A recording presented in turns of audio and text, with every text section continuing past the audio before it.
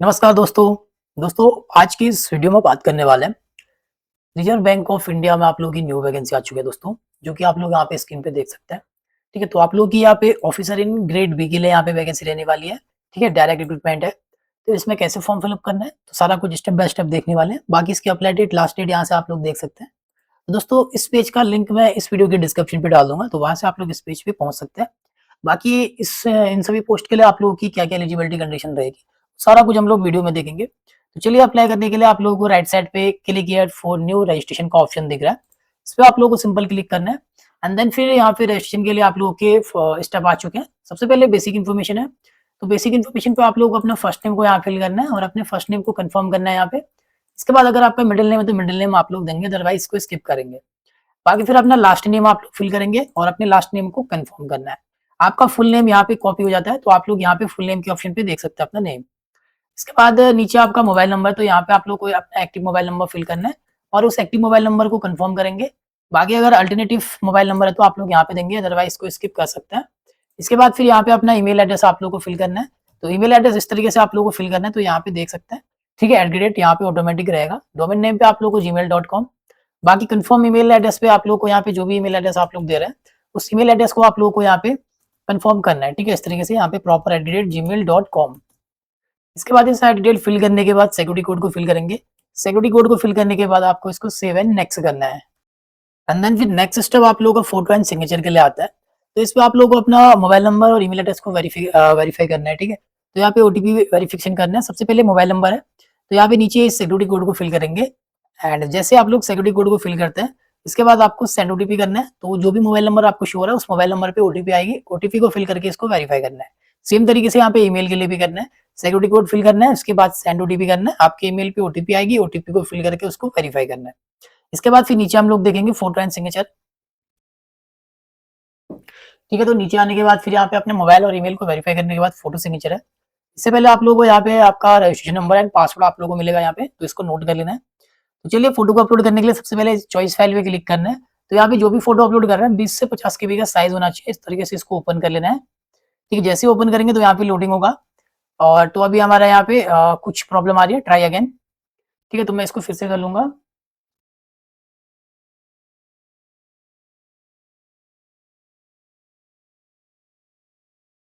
ठीक है, तो यहाँ पे लाइव फोटो है हमारे। ठीक है, तो चलिए फिर से कोई नेक्स्ट हम लोग देखते हैं, कोई सेकंड फोटो। ठीक है, 20 से 50 केबी के बीच में इसको अपलोड कर रहे हैं।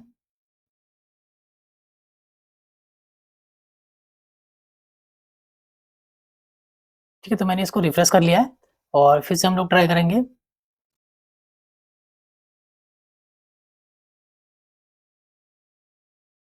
तो ठीक है, तो कुछ प्रॉब्लम हो जाती है किसी टाइम, तो आप लोगों को रिफ्रेश कर लेना है इसको। रिफ्रेश करने के बाद मेरी फोटो अपलोड हो चुकी है यहाँ पे।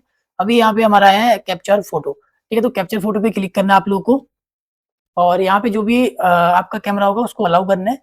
बाकी फिर एक रेड कलर में बॉक्स शो होता है आपको।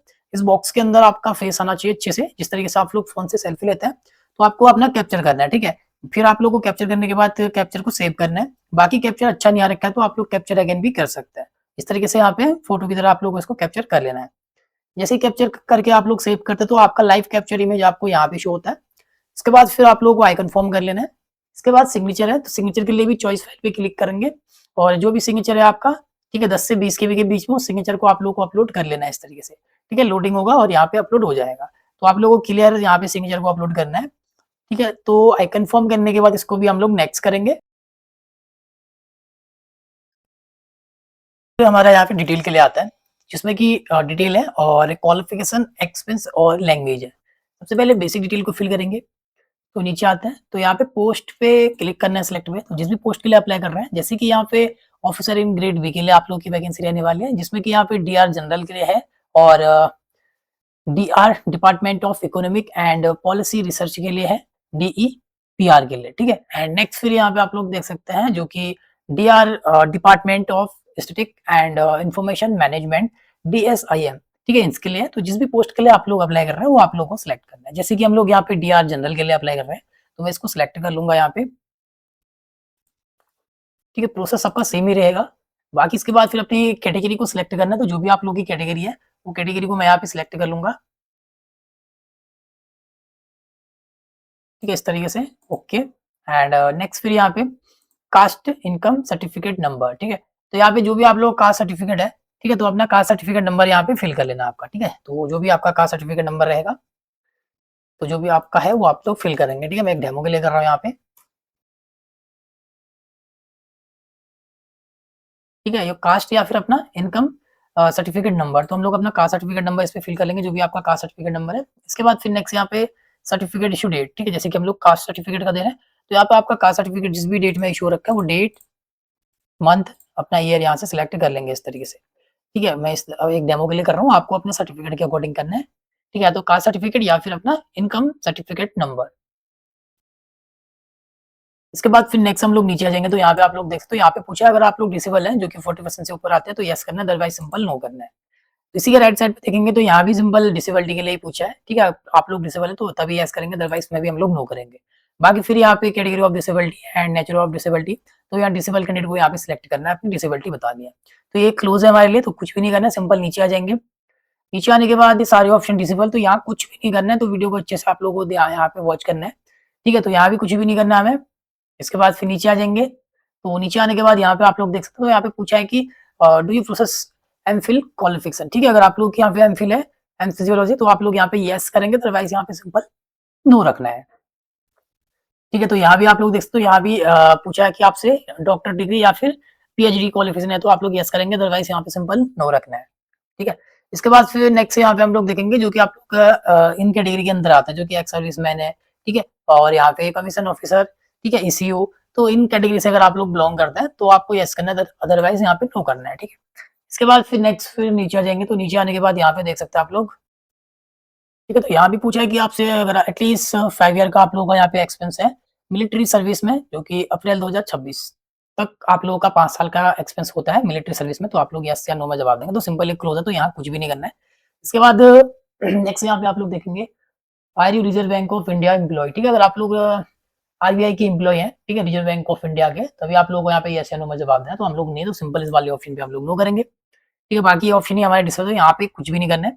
इसके बाद थोड़ा सा नीचे आएंगे, तो यहाँ पे आप लोग देख सकते हैं जो कि यहाँ पे पूछा है, do you have expense as an officer in schedule commercial bank public sector insurance, तो ये आप लोग अगर आप लोग का कोई भी एक्सपेंस है यहाँ पे, ठीक है, जैसे कि यहाँ पे कॉमर्शियल बैंक में या पब्लिक सेक्टर इंश्योरेंस में या कंपनीज में, ठीक है, या अदर कोई फाइनेंशियल इंडस्ट्रीज में, तो आप लोग यहाँ पे यस करेंगे, अदरवाइज नो करना है। तो हमारा कोई एक्सपेंस नहीं, तो सिंपल यहाँ पे नो करेंगे, ठीक है। फ्रेशर कैंडिडेट के लिए भी यहाँ पे वैकेंसी है।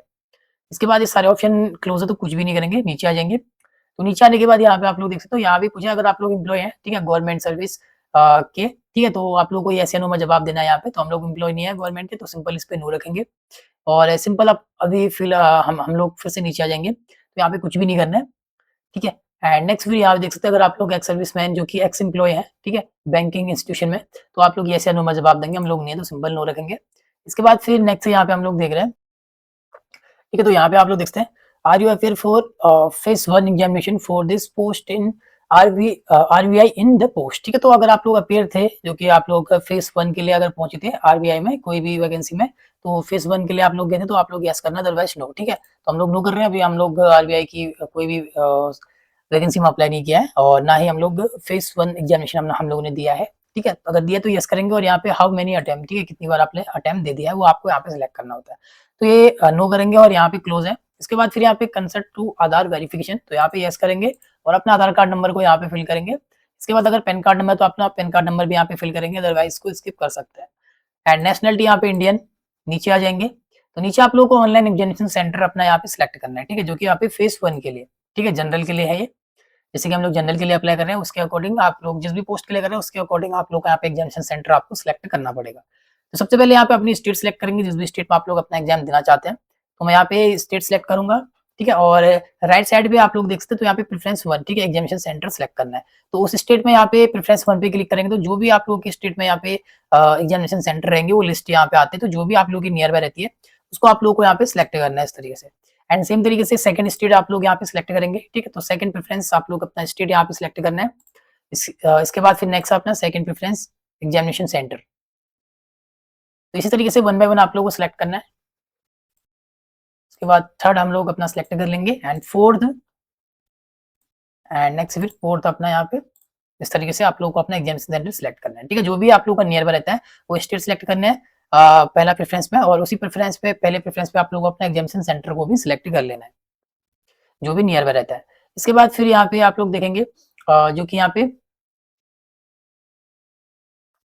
ठीक है, तो यहाँ पे आप लोग सेकंड पोस्ट के लिए है, तो इस पोस्ट के लिए हम लोग अप्लाई नहीं कर रहे, तो ये हमारा यहाँ पे क्लोज आ रहा है, ठीक है। तो यहाँ पे देख सकते हैं अगर आप लोग यहाँ पे डीईपीआर जो कि डीएसआईएम के लिए अप्लाई कर रहे हैं, इन दोनों पोस्ट में से किसी एक पोस्ट के लिए अप्लाई कर रहे हैं, तो आप लोगों को यहाँ पे फेस 1 जो कि अपना एग्जामिनेशन सेंटर सेलेक्ट करना है, जिस तरीके से हमने ऊपर यहाँ पे सिलेक्ट किया सेम तरीके से, ठीक है। तो मैं जो कि हम लोग यहाँ पे डीआर जनरल के लिए कर रहे हैं, तो इसमें हमने सिलेक्ट कर लिया। बाकी अगर आप लोग डीईपीआर के लिए कर रहे हैं या फिर डीएसआईएम के लिए कर रहे हैं, तो आपको सिलेक्ट करना है अपना एग्जामिनेशन सेंटर सेम तरीके से, ठीक है। इसके बाद फिर नेक्स्ट आप लोग यहाँ पे देख रहे हैं जो कि सेकंड फेज के लिए हम लोग यहाँ पे अपना सेकंड फेज के लिए अपना एग्जामिनेशन सेंटर सेलेक्ट करेंगे। तो चलिए अपना स्टेट सेलेक्ट कर लेंगे, तो सेम तरीके से आप लोगों को यहाँ पे अपना सेलेक्ट करना है, ठीक है। एग्जामिनेशन ही सिलेक्ट करना है यहाँ पे, तो जो भी आप लोग का नियर बाय रहता है वो सिलेक्ट करेंगे, ठीक है। और सेंटर कोड यहाँ पे आ जाता है आपका। इसके बाद सेकंड प्रेफरेंस अपना कहाँ दे रहे हैं, ठीक है। तो मैं एक डेमो के लिए कर रहा हूँ जल्दी जल्दी, तो आप लोग को अपने अकॉर्डिंग यहाँ पे कर लेना है, ठीक है। मैं जो भी आप लोगों का नियर बाय रहता है उस तरीके से आपको यहाँ पे सिलेक्ट करना है, ठीक है। इस तरीके से मैंने यहाँ पे सिलेक्ट कर लिया है, तो देख सकते हैं यहाँ पे। इसके बाद फिर यहाँ पे मीडियम ऑफ रिटन एग्जाम, ठीक है। तो रिटन एग्जाम आप लोग किस लैंग्वेज में देंगे, हिंदी या फिर इंग्लिश में, तो मैं यहाँ पे हिंदी कर लेता हूँ। आपको जिस भी लैंग्वेज में देना है अपना एग्जाम। उसके बाद पर्सनल डिटेल है, तो डेट ऑफ बर्थ को फिल करना है, तो जो भी आपकी डेट ऑफ बर्थ है, डेट, अपना मंथ, अपना ईयर यहाँ से सिलेक्ट करेंगे इस तरीके से, ठीक है। मैं एक डेमो के लिए कर रहा हूँ, आपकी जो है वो आप लोगों को एग्जैक्ट अपनी डेट ऑफ बर्थ को सिलेक्ट करना है। इसके बाद फिर जेंडर सिलेक्ट करना है, मेल या फीमेल, और अगर आप लोग ट्विंस हैं, जुड़वा भाई बहन, तो यस या नो में जवाब देंगे। इसके बाद नीचे मैरिटल स्टेटस, ठीक है, मैरिड है फिर या मैरिड या फिर अनमैरिड, वो आप लोगों को सिलेक्ट करना है अपने अकॉर्डिंग। एंड नेक्स्ट यहाँ पे अपना फादर का नेम आप लोगों को देना है। फादर नेम देने के बाद अपना मदर नेम यहाँ पे फिल करेंगे। इसके बाद स्पोर्ट्स नेम यहाँ पे डिसेबल है, जो कि क्लोज है हमारा। अगर आप लोग मैरिड है तभी आपको अपने वाइफ या हस्बैंड का नेम यहाँ पे फिल करना है। इसके बाद फिर नीचे एड्रेस फॉर करेस्पॉन्डेंस, तो अपना एड्रेस लाइन यहाँ पे आप लोगों को फिल करना है, जो भी आपका एड्रेस है अपने अकॉर्डिंग फिल करेंगे अपना एड्रेस। तो address line 1, address line 2, address line 3 and अपना डिस्ट्रिक्ट। डिस्ट्रिक्ट के बाद अपना स्टेट सेलेक्ट करना है। स्टेट के बाद अपना पिन कोड यहाँ पे फिलअप कर लेना है आपको। एंड नीचे आपका परमानेंट एड्रेस है, अगर आपका करेस्पॉन्डेंस एड्रेस और परमानेंट एड्रेस सेम है, तो ये सेम है, सेम का बॉक्स दे रखा है, ठीक है। Same as address for correspondence, ठीक है। क्लिक इफ एप्लीकेबल, अगर सेम एड्रेस है तो आप लोग क्लिक करेंगे और आपका एड्रेस यहाँ पे कॉपी हो जाता है। अलग अलग है तो अनक्लिक करेंगे, मैनुअली अपना परमानेंट एड्रेस को फिल करेंगे। Address line 1, address line 1, address line 2, address line 3 and अपना डिस्ट्रिक्ट, स्टेट और अपना पिन कोड, ठीक है। इस तरीके से मैनुअली भी फिल कर सकते हैं, सेम है तो यहाँ पे चेक बॉक्स करना है। इसके बाद फिर नेक्स्ट आप लोगों को अपना यहाँ पे जीएसटी इनवॉइसिंग सिलेक्ट करना है, तो हमारा करस्पॉन्डेंस है या परमानेंट है, जो भी है वो सिलेक्ट करेंगे अपने अकॉर्डिंग। और नीचे बैंक की डिटेल है, तो यहाँ पे बैंक होल्डर नेम, तो जो भी आप लोग का बैंक में नेम रहेगा वो नेम यहाँ पे फुल नेम फिल करेंगे, और अपना बैंक अकाउंट नंबर यहाँ पे आपको फिल करना है, जो भी आपका बैंक अकाउंट नंबर है, और अपने बैंक अकाउंट नंबर को यहाँ पे कंफर्म कर लेना है। इसके बाद फिर यहाँ पे बैंक एंड ब्रांच नेम, ठीक है, अपने बैंक का ब्रांच नेम। इसके बाद यहाँ पे type of account, saving account है या फिर करंट, ठीक है, तो हमारा सेविंग है। इसके बाद फिर अपना बैंक का आईएफएससी कोड को यहाँ पे फिल करेंगे। तो ये सारी डिटेल फिल करने के बाद नीचे आना है। एप्लीकेशन फीस आप लोगों को शो होगी, तो जिस भी कैटेगरी से आप लोग फॉर्म फिल कर रहे हैं उसके अकॉर्डिंग आपका अमाउंट होगा, तो अमाउंट आप लोग देख सकते हैं, ठीक है। तो यहाँ पे 118 मेरा यहाँ पे रुपीस है। इसके बाद इसको वैलिडेट करेंगे, जैसे ही वैलिडेट सक्सेसफुल होता है एंड देन फिर save and next, and then फिर नेक्स्ट स्टेप बेसिक हमारा कंप्लीट हो चुका है। अभी हमारे यहाँ पे क्वालिफिकेशन, एक्सपेंस और लैंग्वेज का है, तो इसके लिए मैं ऑफिशियल इसका नोटिफिकेशन को रीड आउट करेंगे। तो यहाँ पे देख सकते हैं भारतीय रिजर्व बैंक सर्विसेज बोर्ड, ठीक है। तो यहाँ पे इसके ऑफिशियल पेज में है जो कि यहाँ पे पीडीएफ है। तो यहाँ पे सबसे पहले आप लोग पोस्ट देखेंगे, ठीक है, ऑफिसर इन ग्रेड बी, जो कि यहाँ पे डीआर जनरल के लिए है। इसके लिए आप लोग कैटेगरी वाइज अपनी पोस्ट देख सकते हैं, टोटल 40 पोस्ट है इसमें। और नेक्स्ट फिर यहाँ पे आप लोग देखेंगे डीआर डीईपीआर केडर के लिए, इसके लिए टोटल 10 पोस्ट है, कैटेगरी वाइज चेकआउट कर सकते हैं। नेक्स्ट है यहाँ पे जो कि डीआर डीएसआईएम, इसके लिए भी 10 पोस्ट है, ठीक है। टोटल यहाँ पे 60% है, 60 पोस्ट है, तो कैटेगरी वाइज यहाँ पे आप लोग पोस्ट को देख सकते हैं। इसके बाद नेक्स्ट फिर, ठीक है, तो यहाँ पे जो कि आप लोग की इंपोर्टेंट डेट्स हैं, तो यहाँ पे अप्लाई डेट, लास्ट डेट आप लोग देख सकते हैं, ठीक है। बाकी एग्जामिनेशन की भी डेट यहाँ पे दे रखी है, तो ये चीज आप लोग देख सकते हैं पोस्ट वाइज।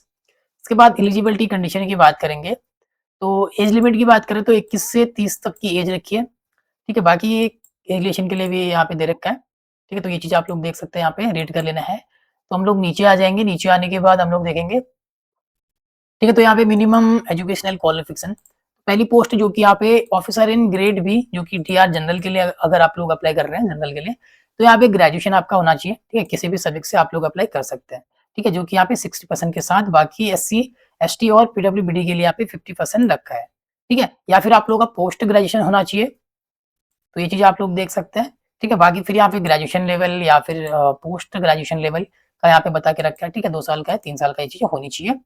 एंड सेम तरीके से फिर नेक्स्ट हम लोग कोई नेक्स्ट पोस्ट देखेंगे अपनी, ठीक है, जनरल का हो चुका है, और तो यहाँ पे डीआर डीएसआईएम के लिए आप लोग अप्लाई कर रहे हैं, तो इसके लिए मास्टर डिग्री आप लोग की रखी है यहाँ पे, ठीक है, मिनिमम आप लोग का यहाँ पे 55% के साथ आप लोग का यहाँ पे मास्टर डिग्री होनी चाहिए, जो कि आप लोग यहाँ पे स्टैटिक्स या फिर मैथमेटिक्स या फिर मैथमेट्रिक स्टैटिक्स, इन सभी स्ट्रीम से आप लोग की यहाँ पे मास्टर डिग्री होनी चाहिए, ठीक है, तो ये चीज आप लोग यहाँ पे देख सकते हैं, अलग अलग यहाँ पे क्वालिफिकेशन आप लोग की रखी है, तो आप लोग की मास्टर डिग्री यहाँ पे होनी चाहिए, ठीक है, बाकी डिजायरेबल क्वेश्चन आप लोग रीड आउट कर सकते हैं।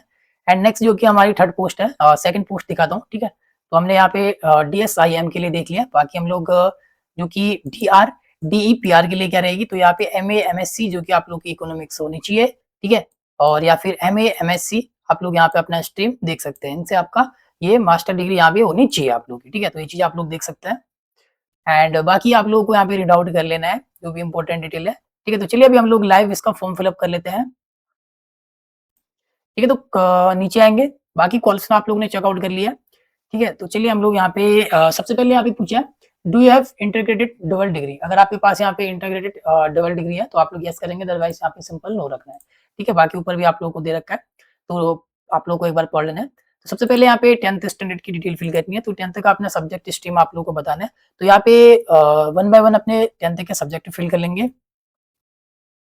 ठीक है, तो Hindi English and math science, तो इस तरीके से 1 बाय 1 सारे सब्जेक्ट 10th के फिल कर सकते हैं। इसके बाद अपने 10th का यहाँ पे बोर्ड नेम अपना फिल करना है, जो भी आपका बोर्ड नेम रहेगा, और यहाँ पे डेट ऑफ पासिंग देनी है 10th का, तो पासिंग ईयर आप लोग सिलेक्ट करेंगे, मंथ और यहाँ पे अपने डेट। इसके बाद अपनी 10th की परसेंटेज फिल करेंगे और अपना क्लास सिलेक्ट करेंगे, फर्स्ट सेकंड या पास, और सेम तरीके से यहाँ पे 12th का भी देंगे, तो 12th का आप लोग स्ट्रीम भी यहाँ पे दे सकते हैं या फिर अपने 12th के सब्जेक्ट भी फिल कर सकते हैं सेम 10th की तरह। तो मैं अपनी स्ट्रीम को यहाँ पे फिल कर लूंगा, तो 12th हमारा साइंस था। इसके बाद फिर नेक्स्ट यहाँ पे अपना बोर्ड नेम फिल कर लेंगे, एंड नेक्स्ट अपना यहाँ पे डेट ऑफ पासिंग देना है 12th का, अपना मंथ। इसके बाद फिर यहाँ पे अपनी परसेंटेज फिल करेंगे और अपनी क्लास यहाँ पे सिलेक्ट करना है, एंड नेक्स्ट जो कि ग्रेजुएशन या पोस्ट ग्रेजुएशन आप लोगों का होना चाहिए, ठीक है, तो ग्रेजुएशन है तो आप लोग अप्लाई कर पाएंगे, तो जो भी आप लोगों ने ग्रेजुएशन कर रखा है तो अपनी डिग्री सिलेक्ट करनी है, जैसे कि बीए, एंड इसके बाद फिर जो भी आप लोग का है यहाँ पे वो आप लोग सिलेक्ट करेंगे। चलिए मैं यहाँ पे सिलेक्ट कर लेता हूँ। इसके बाद फिर यहाँ पे अपना यूनिवर्सिटी अपना फिल करेंगे, इसके बाद अपना डेट ऑफ पासिंग सिलेक्ट कर लेंगे, ठीक है, सेम तरीका रहेगा यहाँ पे। इसके बाद अपनी परसेंटेज फिल करें, परसेंटेज फिल करने के बाद अपनी क्लास, एंड बाकी अगर आप लोगों ने पोस्ट ग्रेजुएशन कर रखा है तो आप लोग इस तरीके से सेम तरीके से अपनी डिटेल यहाँ पे दे सकते हैं, ठीक है, या कोई पीजी डिप्लोमा कर रखा है या फिर एम फिजियोलॉजी है, ठीक है, या डॉक्टर डिग्री कर रखी है, पीएचडी कर रखी है, प्रोफेशनल क्वालिफिकेशन है कोई, तो इस तरीके से सेम तरीके से आपको इसको देना है। बाकी हम लोग नीचे आ जाएंगे, तो नीचे यहाँ पे अगर आपके पास कंप्यूटर की नॉलेज है तो आप लोग सिंपल यस करेंगे और अपनी नॉलेज यहाँ पे बताएंगे जो भी आप लोग को कंप्यूटर में नॉलेज है, ठीक है, इस तरीके से। इसके बाद नेक्स्ट नीचे जो कि वर्क एक्सपेंस, अगर आपके पास कोई वर्क एक्सपेंस है तो आप लोग फिल कर सकते हैं, अदरवाइज को स्किप कर सकते हैं। तो यहाँ पे कैसे, अगर वर्क है आपके पास कोई भी वर्क एक्सपेंस तो कैसे फिल करना है, तो सबसे पहले नेम ऑफ एम्प्लॉय पे आप लोग को एम्प्लॉय का नेम फिल करना है इस बॉक्स में। इसके बाद डिजिग्नेशन पे अपनी पोस्ट नेम यहाँ पे फिल करेंगे। बाकी यहाँ पे पूछे है प्रेजेंटली वर्किंग, अगर जो एक्सपेंस आप लोग दे रहे हैं उस पे प्रेजेंट पे अगर आप लोग वर्किंग है, ठीक है, काम कर रहे हैं तभी दे रहे हैं, तो आप लोग को यस करना है सिंपल। इसके बाद यहाँ पे फ्रॉम पे अपनी ज्वाइनिंग डेट फिल करना है, जिस भी डेट से आप लोगों ने अपनी जॉब को ज्वाइन किया होगा, डेट, ईयर, मंथ और अपनी डेट इस तरीके से फिल करना है। टू पे अगर आप लोग प्रेजेंट में वो वर्किंग है तो यहाँ पे देने की जरूरत नहीं है। बाकी अगर आप लोग काम छोड़ चुके हैं, अपना एक्सपेंस दे रहे हैं तो यहाँ पे नो करेंगे, तो अपनी रिजाइन डेट आप लोगों को यहाँ पे देनी है, या जिस डेट में आप लोगों ने जॉब छोड़ी है वो डेट फिल करेंगे, ठीक है। इसके बाद फिर यहाँ पे नेचर ऑफ ड्यूटीज अपनी बतानी है कि आप लोगों की ड्यूटीज है। इसके बाद फिर अगर आप लोग जॉब छोड़ के यहाँ पे अपना रिजाइन देके यहाँ पे एक्सपेंस बता रहे हैं तो अपना रीजन ऑफ लिविंग यहाँ पे बताना है किस वजह से जॉब छोड़ा है, ठीक है, तो आपका एक्सपेंस यहाँ पे काउंट हो जाता है। एक से ज्यादा एक्सपेंस है तो आप लोग एड मोर करके सेम तरीके से डिटेल दे सकते हैं। नीचे आने तो यहाँ पे लैंग्वेज नॉलेज, तो चलिए यहाँ पे लैंग्वेज नॉलेज, तो जैसे कि यहाँ पे इंग्लिश और हिंदी, ठीक है। तो हिंदी इंग्लिश में जैसे कि रीड कर सकते हैं तो यस करना है, राइट कर सकते हैं, चेक बॉक्स करना है, स्पीक बोल सकते हैं, चेक बॉक्स इस तरीके से कर लेना है, ठीक है। अदर कोई लैंग्वेज आती है, थर्ड कोई लैंग्वेज, तो आप लोग सेम तरीके से यहाँ पे देंगे, एंड एक लैंग्वेज देना मैंडेटरी है। इसके बाद साइड डिटेल फिल करके इसको वैलिडेट करेंगे, वैलिडेट सक्सेसफुल, इसके बाद सेव एंड नेक्स्ट। इसके बाद फिर नेक्स्ट आप लोगों का यहाँ पे प्रीव्यू के लिए आता है, तो आप लोग को अच्छे से अपनी डिटेल को यहाँ पे वन बाय वन रीड करना है, ठीक है। तो हम लोग चेक करते हुए इसको नीचे आएंगे, तो यहाँ पे आप लोगों ने अपनी डिटेल को चेक कर लिया होगा, ठीक है। तो अच्छे से चेक करते हुए नीचे आएंगे, तो यहाँ पे अगर सारी डिटेल सही है तो फिर आप लोग को डिक्लेरेशन यहाँ पे देना है, आई एग्री करेंगे और कंप्लीट रजिस्ट्रेशन करेंगे। कोई भी डिटेल आप लोगों की गलत होती है तो आप लोग इसके बैक करके उस पर सुधार कर सकते हैं। तो सही है हमारा सब कुछ, तो यहाँ पे कंप्लीट रजिस्ट्रेशन करेंगे इसको। एंड नेक्स्ट फिर आप लोगों का यहाँ पे डॉक्यूमेंट के लिए, तो डॉक्यूमेंट में सबसे पहले यहाँ पे लेफ्ट थंब में पेशेंट को अपलोड करना है, बाकी डॉक्यूमेंट का साइज आप लोग यहाँ से पता कर सकते हैं, ठीक है। और डॉक्यूमेंट अपलोड वाले ऑप्शन पे क्लिक करेंगे तो यहाँ पे पीडीएफ डाउनलोड हो जाती है, सारे डॉक्यूमेंट के साइज पता लग जाता है।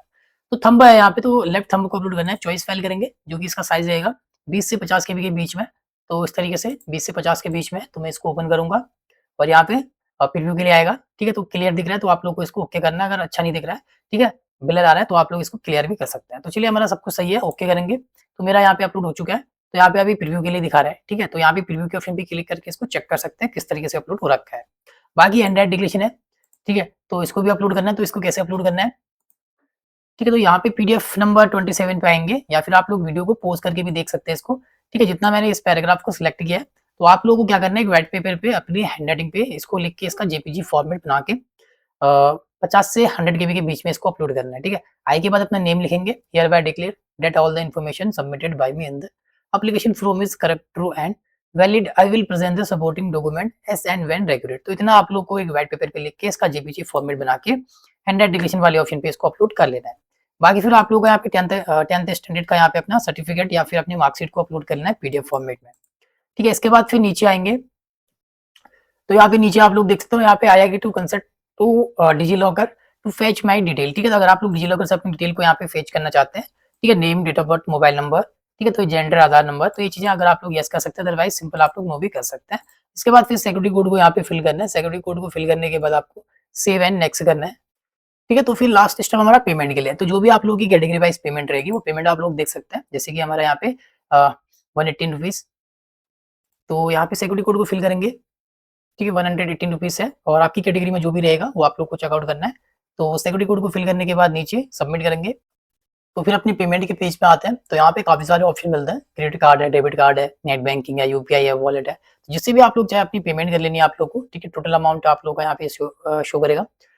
तो जैसे पेमेंट आपकी कंप्लीट होती है तो आपका फॉर्म भी पूरी तरीके से कंप्लीट हो जाता है।